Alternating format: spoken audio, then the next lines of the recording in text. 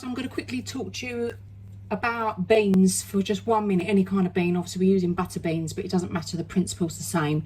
You can buy beans in either tinned or dried. Now if you buy them dried, they come in bags like this. As you can see, that's a tiny amount of that cost £1, this costs 60p. It's a lot more cost effective to buy beans dried.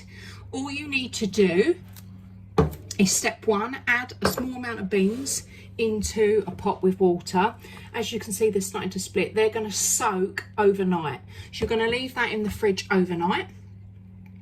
Step 2, you're going to drain them so they will look like that, and then you are going to cook them for 10 minutes. As you can see, the difference between the beans, if I take one out just to show you, that is the difference in beans.